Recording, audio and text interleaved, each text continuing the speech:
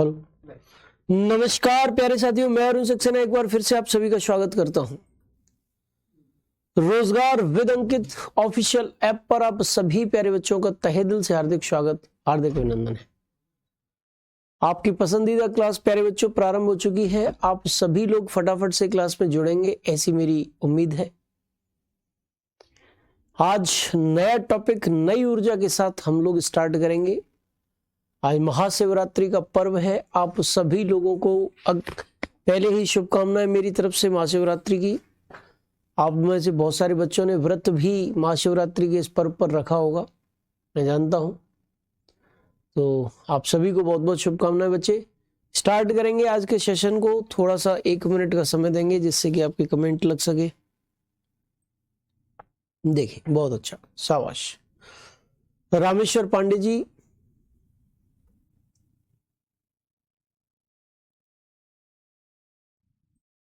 चलिए बहुत अच्छा। अब आपके कमेंट आ चुकी सामने। प्रदीप कुमार जी, विशु जी, नीरज कुमार जी, रितेश चौधरी जी, विकास केशरी जी, प्रभंजन कुमार राय जी, पूजा जॉय जी, विशु राजपूत जी, प्रतिमा कुमारी जी, मुकेश चौधरी जी, शनि कुमार जी, जयप्रकाश सिंह जी, दीपक साहनी जी, नरेंद्र सिंह जी, अभिषेक जी, निशी जी, हिमांशु चौहान जी, ओम राम जी, आप सभी लोगों का एक बार फिर से स्वागत है बेटा क्लास में, सेशन में स्वागत, बहुत बहुत स्वागत आपका। स्टार्ट करते हैं बच्चे सेशन की। भारत की वनस्पतियां टॉपिक रहेगा आज के सेशन में। तो जैसा कि आपको भारत के मानसून टॉपिक में पता चला कि भारत के अलग अलग हिस्सों में अलग अलग प्रकार से वर्षा होती है, यानी कि संपूर्ण भारत में एक जैसे वर्षा नहीं होती है। भारत के विभिन्न भागों में विभिन्न प्रकार से वर्षा होती है, यानी कि विभिन्न मात्रा में वर्षा होती है। और जैसे हम लोग हैं, आपने देखा होगा मनुष्य जो है, कई मनुष्य के शरीर जो है कई प्रकार से आपको देखने को मिलेंगे। कोई हेल्दी मिलेगा, कोई कम हेल्दी मिलेगा, कोई दुर्बल मिलेगा, पतला दुबला मिलेगा, कोई एक्स्ट्रा हेल्दी मिलेगा, है। अलग अलग प्रकार के मनुष्य होते हैं। ठीक उसी प्रकार से जितना उनको पोषक तत्व प्राप्त होंगे, उनके शरीर का डेवलपमेंट उसी प्रकार से होगा। जैसे पोषक तत्व उनको प्राप्त होंगे उसी प्रकार से उनके शरीर का क्या होगा बच्चे, डेवलपमेंट होगा। अब मेरे प्यारे बेटा, हम बात करें वनस्पतियों की, तो ये जो पेड़ पौधे हैं, वनस्पतियां हैं, वो अपना भोजन जो है कार्बन डाइऑक्साइड, क्लोरोफिल, सूर्य का प्रकाश और जल, इन 4 चीजों की उपस्थिति में प्रकाश संश्लेषण की विधि से अपना भोजन बनाते हैं। अब किसी स्थान पर कार्बन डाइऑक्साइड है, सूर्य का प्रकाश है, क्लोरोफिल है, ये तो आराम से मिल जाएंगी क्योंकि क्लोरोफिल पत्तियों में ही होती है पौधों की। कार्बन डाइऑक्साइड वातावरण में, वायुमंडल में है ही, और सूर्य का प्रकाश भी मिल जाता है। लेकिन जल का वितरण हर जगह असमान है, वर्षा का वितरण असमान है, द डिस्ट्रीब्यूशन ऑफ रेनफॉल ये असमान है, डिसिमिलर है। और यही कारण है जहां वर्षा ज्यादा है वहां वनस्पतियों का विकास ज्यादा, जहां वर्षा कम है वहां वनस्पतियों का विकास कम। यानी कि विभिन्न जगहों पर भारत में विभिन्न प्रकार की वनस्पतियां देखने को मिलती हैं। सबसे पहले जो वनस्पति भारत में मिल रही है उस पर हम लोग चर्चा करेंगे। ये मैप आपको आराम से दिखाई दे रहा होगा, और भारत के इस नक्शे में, और भी मैं गहरा कर देता हूं भारत के नक्शे को। सबसे पहले हम उष्ण कटिबंधीय सदाबहार वनों की चर्चा आपके साथ करेंगे।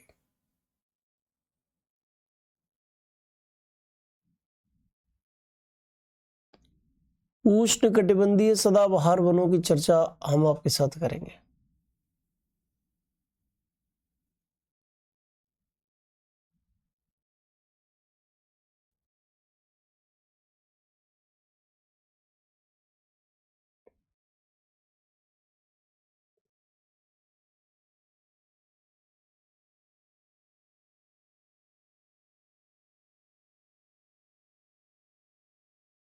ये देखिए, ये भारत का मैप है, और सबसे पहले हम लोग बात करने जा रहे हैं उष्ण कटिबंधीय सदाबहार वनों की। और उष्ण कटिबंधीय सदाबहार वनों का एरिया जो है वो ये एरिया है जो आपको हरे हरे कलर से दिखाई दे रहा है ना, ये उष्णकटिबंधीय सदाबहार वनों का क्षेत्र है।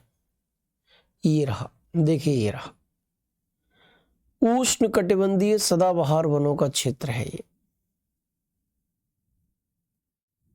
ये रहा ट्रॉपिकल एवरग्रीन फॉरेस्ट्स का एरिया है। ये उष्णकटिबंधीय सदाबहार वन, कौन से वन? उष्णकटिबंधीय सदाबहार वन। ये देखो उष्णकटिबंधीय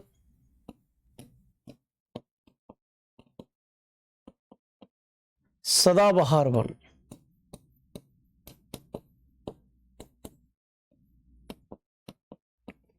ट्रॉपिकल एवरग्रीन फॉरेस्ट्स।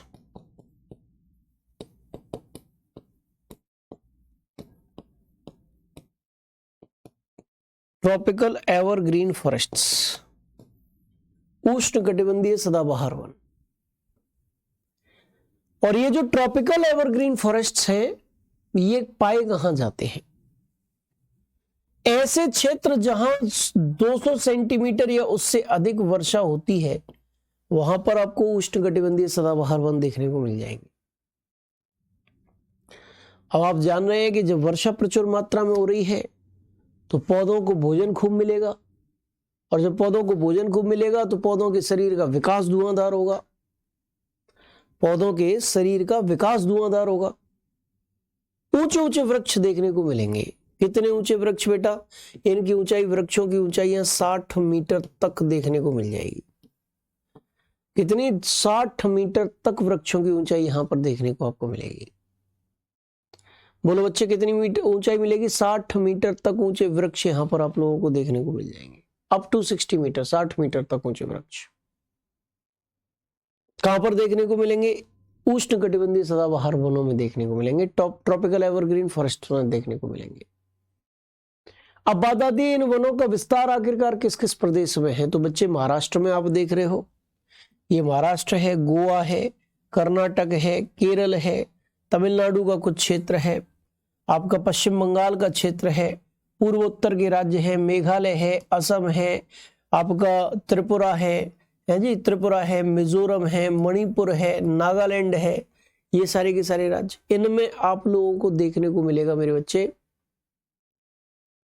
क्या क्या देखने को मिलेगा? उष्णकटिबंधीय वनों का विस्तार देखने को मिलेगा। इन वनों में कौन कौन से वृक्ष पाए जाते हैं? तो प्यारे बच्चे, इन वनों में जो वृक्ष पाए जाते हैं वो है रबर का वृक्ष, सिनकोना का वृक्ष, आबनूस का वृक्ष, महोगनी का वृक्ष, महोगनी का वृक्ष, रबर, सिनकोना, आबनूस, महोगनी, इनके वृक्ष, इनके पौधे यहां पर आप लोगों को देखने को मिल जाएंगे। रबर का वृक्ष, सिनकोना का वृक्ष, आबनूस का वृक्ष, महोगनी का वृक्ष, ये सारे के सारे वृक्ष इन क्षेत्रों में आप लोगों को देखने को मिलेंगे। ठीक है जी बच्चे, तो बहुत सारी चीजें मैंने आपको बताई कि वे क्षेत्र जहां 200 सेंटीमीटर से अधिक वर्षा होती है, 200 सेंटीमीटर या उससे अधिक वर्षा होती है, वो उष्णकटिबंधीय सदाबहार वन, ट्रॉपिकल एवरग्रीन फॉरेस्ट्स मिलते हैं। रबर, सिनकोना, आबनूस, महोगनी, ये इन वनों में वृक्ष देखने को मिलेंगे। यहां पर 60 मीटर तक ऊंचे वृक्ष देखने को मिलते हैं। ठीक है जी, 60 मीटर तक ऊंचे वृक्ष देखने को मिलते हैं। यहां पर क्या है कि सूर्य का प्रकाश प्राप्त करने की होड़ होती है, कंपटीशन। ऊंचे ऊंचे वृक्ष हैं, नया वृक्ष जन्म लेता तो बोले कि चाचा से ऊंचा निकलूंगा। तो बचपन से ही उसने एक धारणा बना ली, कंपटीशन है सूर्य का प्रकाश प्राप्त करने का, और इसीलिए यह 60 मीटर तक ऊंचे वृक्ष देखने को मिलेंगे। इन वनों में अब आप जैसे देखते हैं ना, दिल्ली, बंबई, बंगलौर, कलकत्ता, ये एक ऐसे इलाके हैं जहां रोजगार की अच्छी संभावना है। क्या है? रोजगार की अच्छी संभावना है। ग्रामीण क्षेत्रों में आपने देखा होगा, ग्रामीण क्षेत्रों में आपने एक चीज देखी होगी, क्या देखी होगी कि एक ही जाति धर्म के लोग एक साथ रहते हैं, जैसे कि सुरक्षात्मक दृष्टि से कहीं लड़ाई हो जाए तो संग संग आ जाए सब। लेकिन दिल्ली, बंबई, बंगलौर, कलकत्ता ऐसे इलाके हैं, यहां पर व्यक्ति रोजगार की वजह से जाता है, जो ऑफिस के पास हो और सस्ता हो वहां वो मकान लेता है, सामने कौन किस कास्ट का व्यक्ति किस धर्म का व्यक्ति रह रहा है उसे कोई लेना देना नहीं होता। तो कहने का मतलब ये है कि विभिन्न जाति और धर्मों के लोग इन क्षेत्रों में साथ साथ रहते हैं। इसी प्रकार से इन क्षेत्रों में विभिन्न प्रजातियों के वृक्ष साथ साथ पाए जाते हैं। विभिन्न प्रजातियों के वृक्ष साथ साथ पाए जाते हैं, यानी कि प्रजातियों की विविधता यहां पाई जाती है, प्रजातीय विविधता पाई जाती है। और प्रजातीय विविधता क्या कहलाती है? जैव विविधता कहलाती है। प्रजातीय विविधता को हम क्या कहते हैं? बायोडायवर्सिटी कहते हैं। बोलो क्या कहते हैं? प्रजातीय विविधता को बायोडायवर्सिटी कहते हैं, जैव विविधता कहते हैं। बोलो क्लियर हुआ कि नहीं हुआ? प्रजातीय विविधता को क्या कहते हैं? जैव विविधता कहते हैं, बायोडायवर्सिटी कहते हैं। क्लियर है? अच्छी तरीके से समझ में आया? प्रजातीय विविधता क्या कहलाएगी? जैव विविधता, बायोडायवर्सिटी कहलाएगी। और मेरे प्यारे बच्चा, ये वन जो है वो जैव विविधता के भंडार होते हैं। जैव विविधता के भंडार, जैव विविधता के भंडार कहलाते हैं। स्टोर हाउस ऑफ बायोडायवर्सिटी कहलाते हैं। Store house of biodiversity, store house of biodiversity के नाम से इनको पुकारा जाता है। जैव विविधता का भंडार इनको बोला जाता है। बोलो क्लियर हुआ कि नहीं हुआ? बोलो समझ में आया कि नहीं हुआ? क्या क्या कहा जाता है? जैव विविधता का भंडार कहा जाता है। स्टोर हाउस ऑफ बायोडायवर्सिटी इनको बोला जाता है। बोलो क्लियर है? समझ में आया? चलिए एक बार इनको अच्छी तरीके से यहां पर देखिए आप।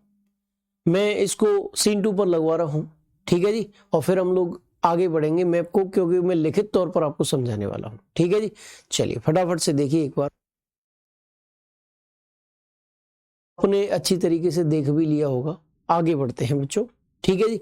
चलिए तो मैं आप लोगों को मेरे प्यारे बच्चे बता रहा था उष्णकटिबंधीय सदाबहार वनों के बारे में, ट्रॉपिकल एवरग्रीन फॉरेस्ट्स के बारे में आप लोगों के साथ चर्चा चल रही थी। ट्रॉपिकल एवरग्रीन फॉरेस्ट्स, प्रमुख क्षेत्र इसके क्या है? महाराष्ट्र है, गोवा है, कर्नाटक है, केरल के पश्चिमी तटीय क्षेत्र हैं, पूर्वोत्तर के राज्य हैं।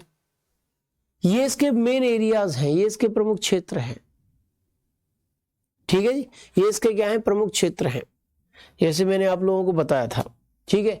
मैंने प्रमुख वृक्ष बताए थे, रबर का वृक्ष, सिनकोना का वृक्ष, आबनूस का वृक्ष, महोगनी का वृक्ष। ये जो है यहाँ पर इन जंगलों में, इन वनों में पाए जाने वाले मेजर ट्रीज हैं, ठीक है जी। यहाँ पर वर्षा कितनी होती है? 200 सेंटीमीटर या उससे अधिक वर्षा जिन क्षेत्रों में होती है वहीं पर ये वृक्ष देखने को आपको मिलते हैं। ऐसे क्षेत्र जहाँ 200 सेंटीमीटर या उससे अधिक वर्षा हो वहीं पर आपको ये वृक्ष देखने को मिलेंगे। यहाँ पर वृक्षों की ऊंचाई कितनी होती है? तो मेरे बेटा यहाँ पर वृक्षों की ऊंचाई 45 से 60 मीटर तक होती है। ऊंचे ऊंचे वृक्ष देखने को यहाँ पर मिलते हैं, ठीक है जी। आबनूस क्या होता है राजू यादव जी? पेड़ के नाम है बेटा, ये है ना। अगर आपको पेड़ का इमेज ही देखना है तो गूगल पे आप एक बार डाल लेना तो आ जाएगा, ठीक है। इसके बाद मेरे प्यारे बच्चों, मैंने आपको बताया था कि इन वनों को जैव विविधता का भंडार कहा जाता है। क्या कहा जाता है? जैव विविधता का भंडार कहा जाता है, the store house of biodiversity कहा जाता है, क्योंकि यहाँ अलग अलग प्रजातियों के वृक्ष साथ साथ पाए जाते हैं। क्योंकि यहाँ अलग अलग प्रजातियों के वृक्ष जो है वो क्या पाए जाते हैं? साथ साथ पाए जाते हैं। जैव विविधता का भंडार, स्टोर हाउस ऑफ बायोडायवर्सिटी, इस नाम से पुकारा जाता है, ठीक है जी। इसके बाद चूंकि अलग अलग प्रजातियों के वृक्षों का पत्तियां गिराने का समय भी अलग अलग होता है, इसलिए इन वनों को सदाबहार वन कहा जाता है। एक पॉइंट है ये, सदाबहार वन इन वनों को क्यों कह रहे हैं? आखिरकार सदाबहार वन क्यों कह रहे हैं? क्योंकि रबर का वृक्ष अलग समय में पत्ती गिराएगा, आबनूस का वृक्ष अलग समय में पत्ती गिराएगा, महोगनी का वृक्ष अलग समय में पत्ती गिराएगा। कोई गर्मी के प्रारंभ में अप्रैल के फर्स्ट वीक में गिरा रहा है, कोई सेकंड वीक में गिरा रहा है, कोई थर्ड वीक में गिरा रहा है। एक आध सप्ताह के लिए पत्ती गिराते हैं बस, आदत से मजबूर समझ लो इनको, इसलिए, ठीक है जी। क्या समझ लो? आदत से मजबूर समझ लो, इसलिए पत्तियां गिराते हैं। एक आध सप्ताह के लिए पत्तियां गिराते हैं बस। क्लियर हुआ कि नहीं हुआ? एक आध सप्ताह के लिए पत्ती गिराएंगे बस। और मेरे प्यारे बच्चे, ये जो एक आध सप्ताह के लिए अपनी पत्तियां गिराते हैं वो अलग अलग समय में गिराते हैं। अब एक ने मान लो आबनूस ने जब तक पत्तियां गिराई जब तक महोगनी पर पत्तियां आ गई, जब तक महोगनी ने पत्तियां गिराई तब तो आबनूस और रबर पे पत्तियां आ गई। कहने का मतलब इन वनों के क्षेत्र में जाओगे तो 90% वृक्षों पर हमेशा पत्तियां रहेंगी। 90% वृक्षों पर हमेशा जो है क्या रहेंगी, पत्तियां रहेंगी ही रहेंगी।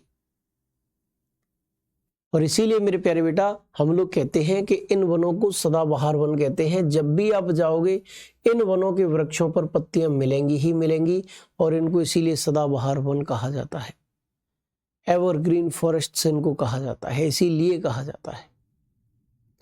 प्यारे साथी, आप लोगों को अच्छी तरीके से समझ में आ गए होंगे, ऐसा मेरा भरोसा है, ऐसा मेरा विश्वास है। ठीक है जी, चलिए उष्ण कटिबंधीय आर्द्र पर्णपाती वनों की चर्चा करेंगे। अब हम ट्रॉपिकल मॉइस्ट डेसिडुअस फॉरेस्ट्स की चर्चा करेंगे। ट्रॉपिकल मॉइस्ट डेसिडुअस फॉरेस्ट्स, उष्ण कटिबंधीय आर्द्र पर्णपाती वन, इनकी चर्चा आपके साथ मुझे करनी है। प्यारे बेटा ये क्या होते हैं? तो प्यारे बच्चे अगर हम इनकी चर्चा करें तो देखो अगला है मैप भारत का, इस मैप पर ही हम समझेंगे।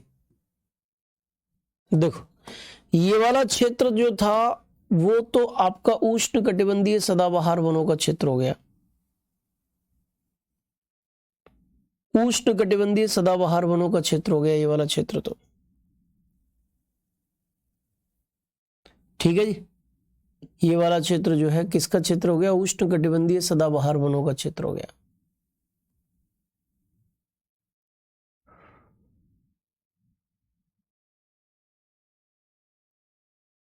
उष्ण कटिबंधीय सदाबहार वनों का क्षेत्र हो गया ये।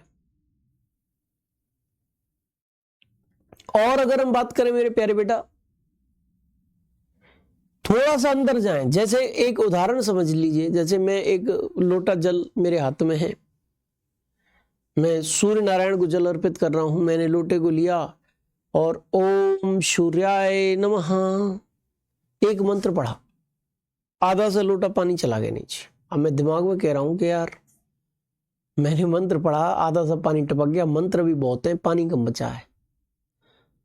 तो मैं जैसे ही अगला मंत्र पढ़ूंगा वैसे पानी टपकाना कम कर दूंगा। ओम भास्कराय नमः, पानी कम। ओम आदित्याय नमः, पानी और कम। ठीक इसी प्रकार से पवने लोटा अरब सागर से, बंगाल की खाड़ी से पवने क्या लोटा भर के चल रही है। जैसे ही भारत में प्रवेश किया इन क्षेत्रों में ज्यादातर वर्षा करा दी। अब पवनों के पास आर्द्रता कम रह गई। अब जैसे ही पवनें थोड़ा सा अंदर जाएंगी अब उनके पास आर्द्रता ही कम रह गई है, तो जाहिर सी बात है कि वो वर्षा कैसे कराएंगी, वर्षा कम हो जाएगी। ये वाले जो क्षेत्र हैं इनमें क्या होगा बच्चे, इनमें वर्षा कम हो जाएगी। ये वाला जो क्षेत्र है ये वाले जो क्षेत्र हैं इनमें वर्षा कितनी रह जाएगी, वर्षा रह जाएगी,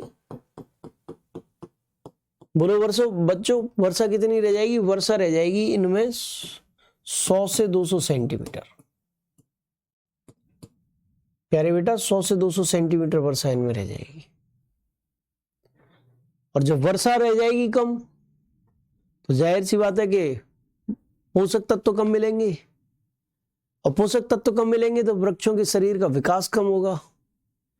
और वृक्षों के शरीर का विकास कितना रह जाएगा मेरे प्यारे बच्चे, वृक्षों के शरीर का विकास जो है वो कम हो जाएगा और 30 से 45 मीटर तक वृक्ष यहाँ पर ऊंचे वृक्ष देखने को मिलेंगे। वहां 60 मीटर तक ऊंचे वृक्ष मिल लेते हैं, या 45 मीटर तक ऊंचे वृक्ष आपको देखने को मिलेंगे। पोषक तत्व कम हो गए, शरीर का विकास कम हो गया। इसके बाद मेरे प्यारे बच्चे आगे बढ़ेंगे, और अगर आगे बढ़े तो यहां पर एक चीज और समझ लीजिए अच्छी तरीके से आप लोग, क्या भाई इन वनों में कौन कौन से वृक्ष देखने को मिलेंगे, कौन कौन से वृक्ष यहां पाए जाते हैं। तो इन वनों में जो वृक्ष पाए जाते हैं वो कौन कौन से वृक्ष हैं भाई, ठीक है, इनको भी जरा आप एक बार देख लीजिए। ठीक है, साल का वृक्ष मिलेगा, सागवान का वृक्ष मिलेगा, शीशम का वृक्ष मिलेगा, चंदन का वृक्ष मिलेगा। साल, सागवान, शीशम, चंदन, इनके वृक्ष यहां पर देखने को मिलेंगे। साल का वृक्ष, सागवान का वृक्ष, शीशम का वृक्ष, चंदन का वृक्ष। इन वनों के वृक्ष यहां पर, इन वनों में ये वृक्ष यहां पर देखने को मिलेंगे। इन वनों का क्षेत्रफल कौन कौन से एरिया में पाए जाते हैं? तो महाराष्ट्र में भी पाए जाते हैं, कर्नाटक में भी पाए जाते हैं, कुछ तमिलनाडु में भी हैं, कुछ आपके इधर जाओगे तो उड़ीसा में मिल रहे हैं, ठीक है, बिहार में भी कुछ मिल रहे हैं, झारखंड में भी मिल रहे हैं। ये प्रमुख क्षेत्र हैं बच्चे जहां पर ये वृक्ष आप लोगों को देखने को मिलते हैं। प्रमुख क्षेत्र हो गए, वृक्षों की ऊंचाई हो गई, और यहां पर वर्षा भी आप लोगों को बता दी। सारी की सारी चीजें मैंने विधिवत तरीके से आप लोगों को बता दी है, ठीक है। अच्छा, इनको पर्णपाती वन कहा जाता है। क्या कहा जाता है? पर्णपाती वन। पर्णपाती वन का मतलब क्या है? पतझड़ वन। और पतझड़ वन का मतलब क्या है? पत्तियां गिराने वाले वन। पत्तियां गिराने वाले वन, पत्तियों को गिराने वाले वन कहा जाता है इनको। बोलो क्या कहा जाता है? पत्तियों को गिराने वाले वन इनको कहा जाता है। पतझड़ वन या पत्तियों को गिराने वाले वन कहा जाता है। बोलो क्लियर है? क्यों? क्योंकि यहां लगभग एक प्रजाति के वृक्ष साथ साथ रहते हैं और गर्मी की ऋतु के प्रारंभ में ही वो अपनी पत्तियां गिरा देते हैं, ठीक है। जैसे दिल्ली, बंबई, बंगलौर, कलकत्ता के बाहर जाओ थोड़ा सा, तो एक ही जाति के लोग, धर्म के लोग साथ साथ रहते हैं, वही सुरक्षात्मक दृष्टिकोण से। एक उदाहरण के तौर पर मैं कह रहा हूं, ये ऐसा कोई एग्जैक्ट नहीं है, समझाने के पर्पज से मैं आपको बता रहा हूं। तो कहने का तात्पर्य यह है कि अब एक ही प्रजाति के वृक्ष मिल रहे हैं और वो एक जैसे ही गर्मी की ऋतु प्रारंभ हुई, उस गर्मी की ऋतु के प्रारंभ में ही अपनी पत्तियों को जो है गिरा देते हैं। और चूंकि जब गर्मी की ऋतु के प्रारंभ में ही अपनी पत्तियों को गिरा देंगे तो पेड़ों पर पत्तियां नहीं मिलेंगी एक विशेष समय में। अब पत्तियों क्यों गिराते हैं? पानी की बचत करने के लिए, क्योंकि 100 से 200 सेंटीमीटर वर्षा है, वर्षा कम है, इसीलिए इनको पानी की बचत की जरूरत है। और पानी की बचत की जरूरत है,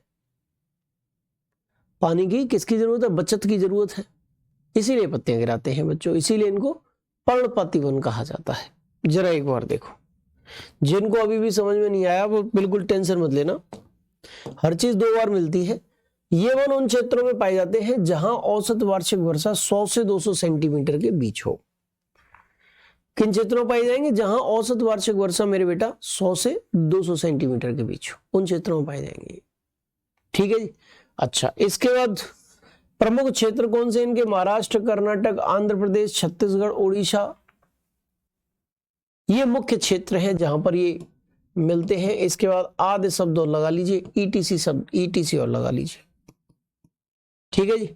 अच्छा, प्रमुख वृक्ष कौन से हैं? साल का वृक्ष है, सागवान का वृक्ष है, शीशम का वृक्ष है, चंदन का वृक्ष है। ये मेन ट्रीज हैं, मुख्य वृक्ष हैं जो यहां पर पाए जाते हैं। अच्छा, वृक्षों की ऊंचाई कितनी है? हाइट ऑफ ट्रीज कितनी है? 30 से 45 मीटर तक वृक्षों की ऊंचाई है। 30 से 45 मीटर तक यहां वृक्षों की ऊंचाई देखने को मिलती है। कितनी है? 30 से 45 मीटर तक वृक्षों की ऊंचाई है यहां पर। अच्छा, इन वनों के वृक्ष गर्मी की ऋतु के प्रारंभ में ही 6 से 8 सप्ताह के लिए, यानी 1.5 से 2 महीने के लिए अपनी पत्तियां गिरा देते हैं। और पत्तियों को गिराने का मूल कारण क्या है? पत्तियों को गिराने का मूल कारण है पानी की बचत करना। क्या करना? पानी की बचत करना बच्चे। और पत्तियां गिराने के कारण ही इनको हम क्या कहते हैं? इनको हम कहते हैं बच्चे पर्णपाती वन कहते हैं। क्या कहते हैं? पर्णपाती वन कहते हैं। पत्तियों को गिराने वाले वन पतझड़ वन कहते हैं। चलिए, बहुत अच्छा। सचिन शर्मा जी एमसीक्यू भी करा देंगे, भारत का भूगोल कंप्लीट होने दो, फिर भारत के भूगोल के एमसीक्यू करवा देंगे एक साथ। साल, सागवान, बेटा ये मैंने बता दी ना, इन्हीं वनों में साल के वृक्ष देखने को मिलते हैं। रामेश्वर पांडे जी, इन्हें ट्रॉपिकल क्यों कहा जाता है? भारत उष्ण कटिबंध में पड़ता है ना, इसलिए ट्रॉपिकल है। ये जो वन है उष्ण कटिबंधीय, यहां पर शब्द इस्तेमाल किया गया है। भारत उष्ण और उपोष्ण दोनों कटिबंधों में मिलता है। तो भारत का विस्तार जो है कर्क रेखा भारत के बीचों बीच से होकर गुजरती है, इसलिए। ठीक है, चलो। सुनील कुमार जी, क्या क्वेश्चन पूछा आपने?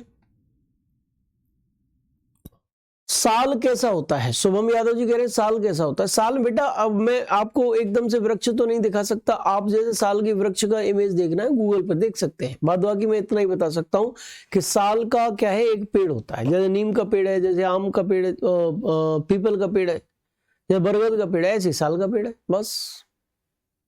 हाँ, जल की बचत करना इनका उद्देश्य होता है। अब जैसे जैसे वर्षा कम होगी उतना ही ज्यादा मुख्य उद्देश्य जल की बचत करना हो जाएगा। ठीक है जी। मोहम्मद सईफ जी, आप मेरे मैसेज, बेटा मैसेज मेरे सामने जब मैं बोला करूं तब क्या करूं? अब मैं पढ़ाऊंगा तो उस समय तुम्हारे सवाल का जवाब कैसे दे दूंगा भाई? एक एक बच्चे की सवाल का जवाब देना मेरे बस में नहीं है, क्योंकि मुझे पढ़ाना होता है। ठीक है जी। अर्जुन वन भी होते हैं सर। अभी ऐसा पेड़ तो मैंने सुना, वन का नाम नहीं सुना, अल्पा मौर्य जी ऐसा। चलिए बहुत अच्छा। कितने स्टूडेंट देख रहे हैं? अरे तुम्हें इससे क्या मतलब गौरव गोविंद जी, तुम अपनी पढ़ाई पे ध्यान दो, एक बच्चा भी होगा तो बस बहुत है, पढ़ने वाले से संख्या नहीं गिननी है। सर बारिश को कैसे नापा जाता है? रेन गेज नामक एक यंत्र होता है बेटा, उसकी सहायता से नापते हैं। ठीक है। अच्छा आप ही इमेज लाया करो, तुम कुछ नहीं करोगे। चलिए ठीक है बेटा, अब हम आगे बढ़ते हैं, आगे बढ़ते हैं। और किसी का कोई प्रश्न मुझे दिखाई नहीं दे रहा है यहां पर। चलिए चलिए चलिए, बहुत अच्छा बेटा। जब भी मैं पूछा करूं आपके डाउट क्या है तब कमेंट किया करो। सर इनका हिंदी में नाम क्या है? हिंदी में नाम बता तो दिया, उष्णकटिबंधीय आर्द्र पर्णपाती वन बताया था इनका, और पिछले वाले का उष्णकटिबंधीय सदाबहार वन। ठीक है। चलिए इसके बाद सुनो, आगे बढ़ते हैं। आगे बढ़ते हुए उष्णकटिबंधीय शुष्क पर्णपाती वनों की चर्चा करेंगे, यानी कि ड्राई डेसिडुअस फॉरेस्ट्स की चर्चा हम लोगों को करनी है। ट्रॉपिकल ड्राई डेसिडुअस फॉरेस्ट्स, उष्णकटिबंधीय शुष्क पर्णपाती वन, इनकी चर्चा करनी है। जरा देखते हैं, शुष्क पर्णपाती वनों को भी देख लेते हैं बच्चों। ये देखिए मैप एकदम से बड़ा करेंगे थोड़ा सा, और यहां पर आपको शुष्क पर्णपाती वन देखने को मिलेंगे। भारत के नक्शे पर ही समझेंगे हम।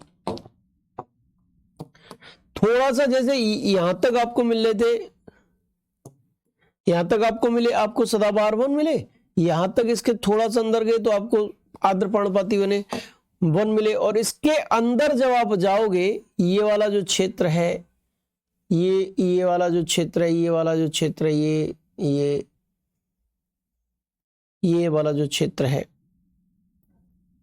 ये वाला जो क्षेत्र है, ये पूरा के पूरा क्षेत्र मेरे प्यारे बच्चे आपको मिलेगा किस चीज का? ये क्षेत्र आपको शुष्क पर्णपाती वनों का क्षेत्र मिलेगा। अगर आपसे क्वेश्चन पूछा जाए कि बताइए शुष्क पर्णपाती वन, बीच में एक क्षेत्र और है, वो बीच वाला क्षेत्र इसके अंतर्गत नहीं आएगा, ये वाला क्षेत्र नहीं आएगा, ये अलग क्षेत्र है। आपसे क्वेश्चन पूछा जाए कि बताओ शुष्क पर्णपाती वन कहां मिलते हैं, तो मध्य प्रदेश में भी मिलते हैं, उत्तर प्रदेश में भी मिलते हैं, आपके बिहार में भी मिलते हैं, आपके छत्तीसगढ़ में भी मिलते हैं, आपके महाराष्ट्र के रीजन में भी मिलते हैं। ये सारे के सारे प्रदेश हैं जहां पर ये वन देखने को मिलते हैं। आपसे क्वेश्चन पूछा जाए कि बताओ भारत में सबसे ज्यादा क्षेत्रफल पर कौन से वन मिलते हैं, तो आप आंसर दे देना उष्णकटिबंधीय शुष्क पर्णपाती वन मिलते हैं। उष्णकटिबंधीय शुष्क पर्णपाती वन, शुष्क पर्णपाती वन देखने को मिलते हैं। ट्रॉपिकल ड्राई डेसिडुअस फॉरेस्ट्स आपको देखने को मिलते हैं। ट्रॉपिकल ड्राई डेसिडुअस फॉरेस्ट्स आप लोगों को देखने को मिलते हैं। उष्णकटिबंधीय शुष्क पर्णपाती वन आप लोगों को देखने को मिलते हैं। ठीक है जी प्यारे बच्चे, कौन से? उष्णकटिबंधीय शुष्क पर्णपाती वन देखने को मिलते हैं आपको, ट्रॉपिकल ड्राई डेसिडुअस फॉरेस्ट्स। बोलो क्लियर है कि नहीं है, समझ में आया कि नहीं आया? उष्णकटिबंधीय कौन से? शुष्क पर्णपाती वन सबसे ज्यादा क्षेत्रफल पर मिलते हैं। किन क्षेत्रों में मिलते हैं? जहां औसत वार्षिक वर्षा 70 से 100 सेंटीमीटर के बीच हो, वहां पर ये वाले वन देखने को मिलेंगे। 70 से 100 सेंटीमीटर के बीच जहां वर्षा होगी वहां मेरे बच्चे ये वाले वन देखने को मिलेंगे। अब वर्षा कम है पोषक तत्व कम मिलेंगे पौधों को, और जब पोषक तत्व कम मिलेंगे तो शरीर का विकास कम होगा। और यहां पर कितने 6 मीटर तक ऊंचे वृक्ष आप लोगों को देखने को मिलेंगे। 6 मीटर तक ऊंचे वृक्ष आप लोगों को देखने को मिले। मैं नहीं कह रहा, एनसीईआरटी कहती है ये। इन वनों में क्या होगा कि पानी की बचत करनी है इनको, सबसे बड़ा उद्देश्य पानी की बचत होगा इनका। और यहां पर इन वनों में जो वृक्ष आप लोगों को देखने को मिलेंगे वो कौन कौन से वृक्ष देखने को मिलेंगे? वो सारे के सारे वृक्ष हैं। अमलतास का पेड़ मिलेगा, पेड़ देखने को मिलेगा, तेंदू का पेड़ देखने को मिल जाएगा। ये सारे के सारे वृक्ष यहां पर आप लोगों को देखने को मिल जाएंगे। ठीक है जी, ये सारे के सारे वृक्ष यहां पर देखने को मिल जाएंगे। भारत में सबसे ज्यादा क्षेत्रफल पर यही वन आप लोगों को देखने को मिलेंगे। ठीक है जी बच्चे, चलिए तो इस चीज को भी आप समझ लीजिए एक बार। मैं यहां पर दोबारा से रिपीट कराने जा रहा हूं। मैंने आप लोगों को बताया है, क्या क्या बताया कि उत्तर प्रदेश, बिहार, मध्य प्रदेश, हरियाणा आदि क्षेत्रों में ये वाले वन जो है वो देखने को मिलते हैं। इनके प्रमुख वृक्ष कौन से हैं? तो तेंदू, पलाश, अमलतास, बेल, ये इसके प्रमुख वृक्ष हैं। तेंदू का, पलाश का, अमलतास का, बेल का, ये इसके प्रमुख वृक्ष हैं। किसके प्रमुख वृक्ष हैं मेरे बेटा? आपके इन वनों के प्रमुख वृक्ष हैं। इसके बाद ये वन उन क्षेत्रों में पाए जाते हैं जहां औसत वार्षिक वर्षा 70 से 100 सेंटीमीटर के बीच हो। उन क्षेत्रों में ये वन मिलेंगे। वृक्षों की ऊंचाई कितनी होगी? 6 से 9 मीटर तक होती है। मैं 6 मीटर तक बता गया था। 6 से 9 मीटर तक यहां पर वृक्षों की ऊंचाई होगी। 6 से 9 मीटर तक यहां वृक्षों की ऊंचाई होगी। ठीक है जी। और इसके अलावा एक विशेषता और भी मैंने बताई थी कि ये वन जो है गर्मी की ऋतु के प्रारंभ में ही पूरी गर्मी की ऋतु के लिए अपनी पत्तियां गिरा देंगे। भाई गर्मी पड़ेगी तो पसीना आएगा, पसीना आएगा तो पानी का वेस्टेज होगी। और हमें तो पसीना स्किन से आता है, और उन वृक्षों को पसीना किससे आता है? पत्तियों के माध्यम से आता है। तो पसीने को रोकने के लिए ये अपनी पत्तियां ही गिरा देते हैं। न रहेगा बांस, न बजेगी बांसुरी।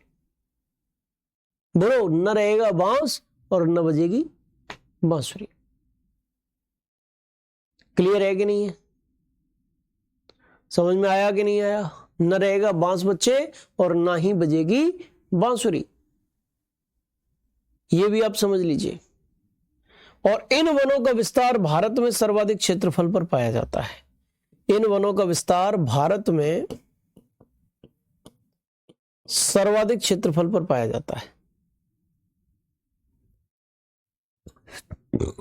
इन वनों का विस्तार क्या होता है बेटा? भारत में सबसे ज्यादा क्षेत्रफल पर पाया जाता है। क्लियर हुआ कि नहीं हुआ? समझ में आया कि नहीं आया? एकदम से क्लियर हो गया होगा। भारत में सबसे ज्यादा क्षेत्रफल पर कौन से वन मिलते हैं? यही वाले वन देखने को मिलते हैं। ठीक है जी, चलिए तो इस प्रकार से ये वाले वृक्ष भी आपके हो गए कंप्लीट। ठीक है भाई। सर जी 100 से 200 सेंटीमीटर वर्षा कैसे होती है? अब ये तो यार रेन गेज नामक यंत्र बताएगा कैसे होती है। रेन गेज यंत्र में मापा जाता है वर्षा इस बीच में होती है तो बोल दिया जाता है कि 100 से 200 सेंटीमीटर वर्षा हो रही है। आम के सबसे ज्यादा वृक्ष किस क्षेत्र में पाया जाता है? भाई वाह, ये बेटा शायद आम के वृक्ष जो है आपके सदाबहार वनों में भी थोड़े बहुत मिलते हैं और आर्द्र पर्णपाती वनों में भी मिलते हैं। ठीक है जी, एकदम बढ़िया, क्लियर है। कन्हैया कहर जी, तुम्हें कोई मतलब नहीं है कितने बच्चे लाए हुए, तुम लाए हो ना, बस बात खत्म। आ गया जी। सर जी अमलतास का पेड़ दिखाना, तुम बस मौज ले रहे हो बस, और कुछ नहीं कर रहे हो। टाइम का निर्धारण कैसे होता है सर? लास्ट में बता दीजिएगा। टाइम का निर्धारण आपको करना है, कैसे कैसे पढ़ाई करनी है। टाइम टेबल बना लो अपना।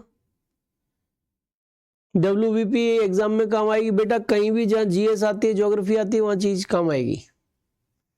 क्या ये सभी जरूरी है? हाँ जी बिल्कुल जरूरी है। अब क्वेश्चन कहां से पूछे क्या पता मुझे।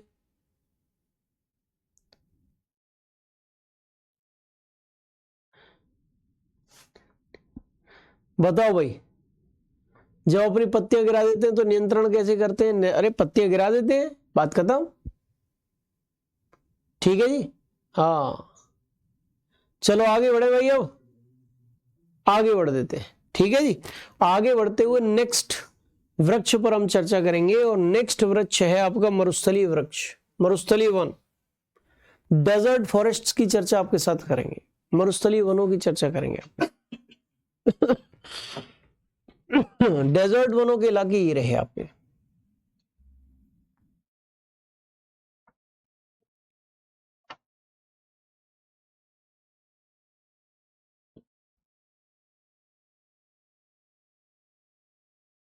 ये मरुस्थलीय वनों के क्षेत्र,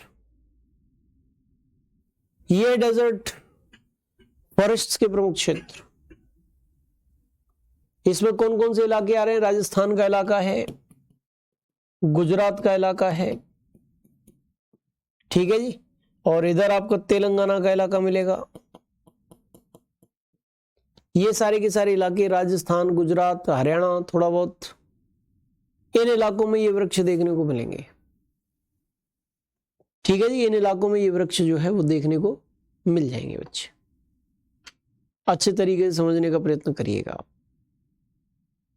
क्लियर कट वे में समझने का प्रयत्न करिएगा आप। ठीक है जी, चलिए, तो मरुस्थलीय वनों की चर्चा हो रही है आपके साथ,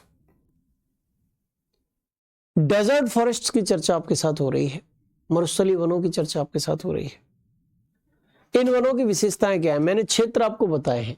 इन वनों की विशेषता यह है कि ये वहां मिलते हैं जहां 50 सेंटीमीटर या उससे कम वर्षा हो। जिन क्षेत्रों में 50 सेंटीमीटर या उससे कम औसत वार्षिक वर्षा होती है, उन वनों में, उन क्षेत्रों में आप लोगों को ये वृक्ष देखने को मिलेंगे। आप लोगों को ये वृक्ष जो है वो देखने को मिल जाएंगे।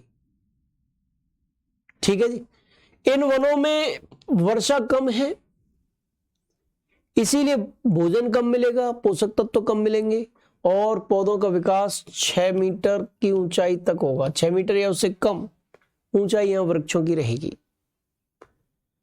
वृक्ष जो है कटीले वृक्ष झाड़ियों के रूप में देखने को मिलेंगे, कटीले वन देखने को मिलेंगे, झाड़ियों के रूप में देखने को मिलेंगे वृक्ष, झाड़ियां, कटीली झाड़ियों में ये वृक्ष देखने को मिल जाएंगे आप। ठीक है जी, झाड़ियों में ये वृक्ष देखने को मिलेंगे। अच्छा, इसके बाद मेरे प्यारे बच्चे, झाड़ियों के रूप में, कटीली झाड़ियों के रूप में, कटीले वृक्षों के रूप में वृक्ष देखने को मिलेंगे। सबसे महत्वपूर्ण पेड़ कौन सा है, वृक्ष कौन सा है? नागफनी का पेड़। नागफनी का पेड़ यहां पर पाया जाने वाला प्रमुख वृक्ष है, सबसे प्रमुख वृक्ष है। यहां वृक्ष की विशेषता क्या है? वृक्षों की विशेषता यह है कि यहां पर वृक्षों की जड़ें काफी गहरी होंगी, जिससे कि गहराई से जाके पानी का अवशोषण कर सके। छाल मोटी होगी, जैसे पत्तियों की जगह अगर छाल से पसीना आ रहा है तो पसीना ना आए। छाल मोटी, जड़ें गहरी, और पत्तियों की जगह कांटे होंगे।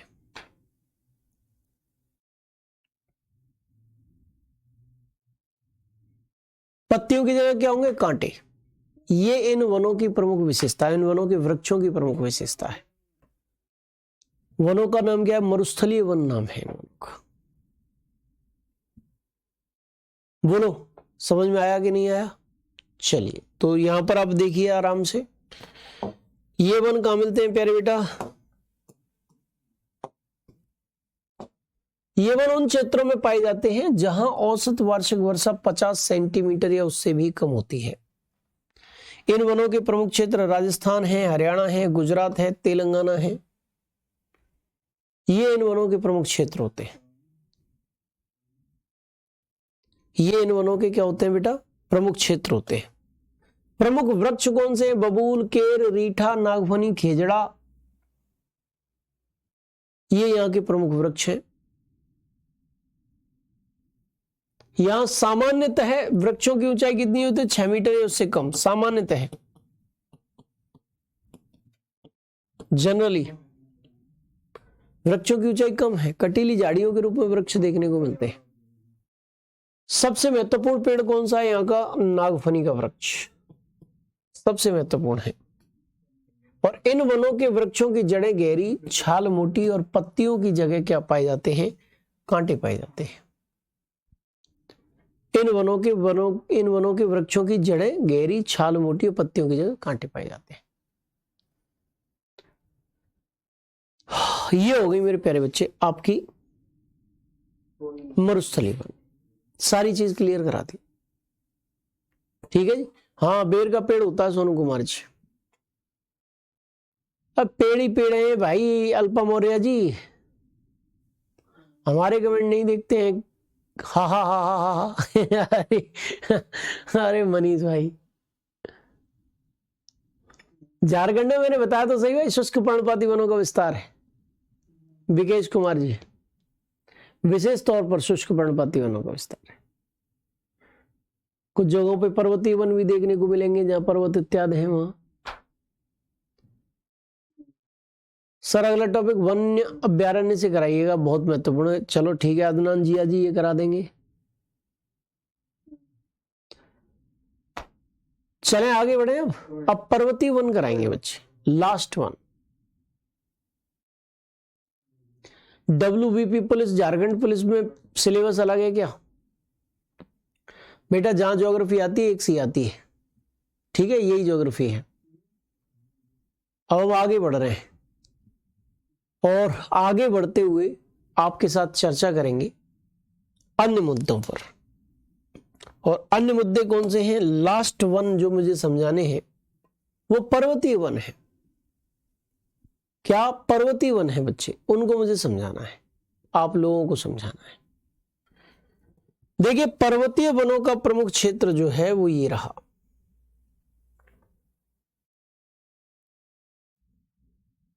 देखो पर्वतीय वनों का जो प्रमुख क्षेत्र है वो ये रहा। ये देखो ये पर्वतीय वनों का क्षेत्र है। और पर्वतीय वन जो है कहां कहां मिलते हैं?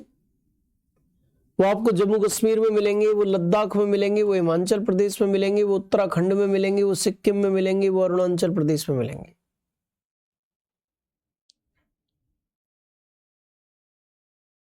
इन सभी क्षेत्रों में पर्वतीय वन हम लोगों को देखने को मिलते हैं। बोलो, इन सभी क्षेत्रों पर्वतीय वन, विशेष तौर पर हिमालयी वनस्पतियां देखने को मिलती हैं। विशेष तौर पर हिमालयी वन,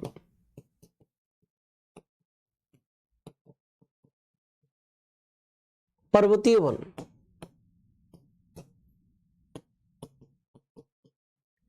अब आप कहोगे कि पर्वतीय वनों में कौन कौन से वृक्ष आते हैं? तो यहां पर अलग अलग ऊंचाइयों पर अलग अलग वृक्ष देखने को मिलते हैं, आपको अलग अलग वन देखने को मिलते हैं। और वो वन कौन से हैं, वो वृक्ष कौन से हैं, यहां पर दे रखा है बच्चे। देखो पर्वतीय क्षेत्रों में 1000 मीटर की ऊंचाई तक आपको आर्द्र पर्णपाती वन देखने को मिलेंगे। और यहां साल, सागवान, शीशम, चंदन ये प्रमुख वृक्ष रहेंगे। हिमालय पर, हिमालय की बात कर रहे हैं, 1000 मीटर यानी 1 किलोमीटर की ऊंचाई तक आर्द्र पर्णपाती वन मिलेंगे। और साल, सागवान, शीशम, चंदन ये वृक्ष देखने को मिलेंगे। 1000 से 2000 मीटर की ऊंचाई के बीच, 1000 मीटर से 2000 मीटर की ऊंचाई के बीच आप लोगों को क्या मिलेंगे? आर्द्र शीतोष्ण वन देखने को मिलेंगे। और इनमें जो वृक्ष रहेंगे वो ओक, चेस्टनट जैसे चौड़ी पत्ती वाले वृक्ष रहेंगे। ये जो वृक्ष है ना, इनके ऊंचाई के हिसाब से जो वृक्ष है ये भी आप एक बार देख लेना, ठीक है जी। और 1500 से 3000 मीटर यानी 1.5 किलोमीटर से 3 किलोमीटर की ऊंचाई तक शंकुधारी वन, कोनीफेरस फॉरेस्ट देखने को मिलेंगे, जिनमें चीड़ का वृक्ष, देवदार का वृक्ष, स्प्रूस का वृक्ष, ये सारे के सारे वृक्ष जो है वो आते हैं। चीड़, देवदार, स्प्रूस ये वृक्ष देखने को मिलते हैं, ठीक है। और 3600 मीटर से अधिक ऊंचाई पर आपको अल्पाइन वनस्पति देखने को मिलेगी। सिल्वर, फर, जूनिपर ये वृक्ष आप लोगों को देखने को मिल जाएंगे 3600 मीटर से अधिक ऊंचाई पर जाओगे तो। पर्वतीय क्षेत्रों में अलग अलग ऊंचाइयों पर अलग अलग प्रकार की वनस्पतियां देखने को मिलती हैं। ठीक है जी। और प्रमुख क्षेत्र कौन से इन वनों के? जम्मू कश्मीर, लद्दाख, हिमाचल प्रदेश, सिक्किम, अरुणाचल प्रदेश। ये प्रमुख क्षेत्र मैंने आप लोगों को बता दिए हैं। ठीक है जी। बस आज की क्लास में बच्चे हम लोग यहीं तक रखेंगे। यहां से आगे नेक्स्ट टॉपिक जो है वो कल की क्लास में मैं आप लोगों को कराऊंगा। ठीक है जी। उम्मीद है आज जो है आप लोगों को सही ढंग से समझ में सब कुछ आ गया होगा। ठीक है जी। चलिए, बहुत अच्छी बात है। ऑब्जेक्टिव कब होगा बेटा? भारत का भूगोल कंप्लीट होने दो, फिर मैं भारत के भूगोल के क्वेश्चंस आप लोगों को प्रोवाइड करा दूंगा। हर हर महादेव भाई, एक बार सभी को फिर से शिवरात्रि की हार्दिक शुभकामनाएं। अच्छे से मनाइए खूब।